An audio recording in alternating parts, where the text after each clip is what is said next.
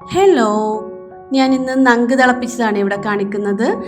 ഞങ്ങളുടെ നാട്ടിൽ നങ്കെന്നും മാന്തളെന്നൊക്കെ പറയാറുണ്ട് കൊച്ചിയിൽ. ഇനി വേറെ സ്ഥലങ്ങളിലൊക്കെ എന്താ ഇതിനെ വിളിക്കുന്നതെന്നൊന്നും എനിക്കറിയില്ല. അപ്പോൾ നങ്ക് തിളപ്പിച്ചതിനായിട്ട് ഞങ്ങൾ ഉപയോഗിക്കുന്നതെന്ന് വെച്ചാൽ ഉള്ളി, തക്കാളി, കറിവേപ്പില.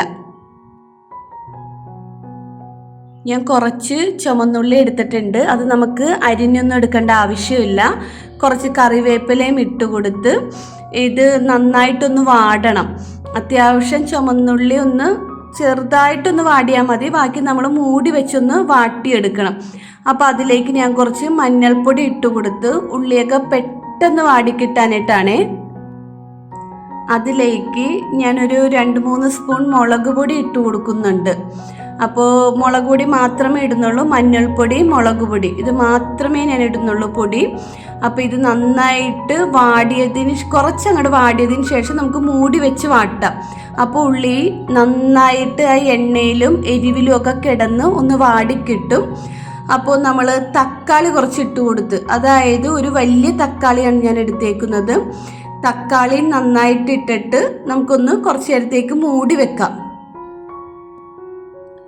മൂടി വെച്ചതിന് ശേഷം നമുക്ക് ഈ തക്കാളിയും ഉള്ളിയും എല്ലാം നന്നായിട്ട് വരണ്ട് വന്നിട്ടുണ്ട്.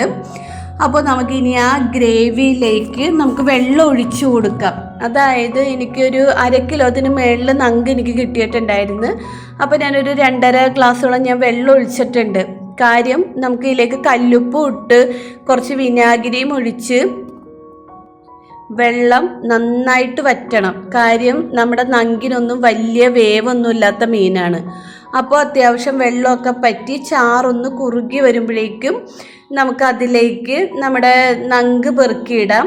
എന്നിട്ട് ഒരു 5 മിനിറ്റ് അല്ലെങ്കിൽ ഒരു 6-7 മിനിറ്റ് അത്രയും നമുക്ക് മീൻ വെന്താൽ മതി. പെട്ടെന്ന് അല്ലെങ്കിൽ വെന്ത് ഇത് ഇങ്ങനെ അടന്നിങ്ങ് പോരും.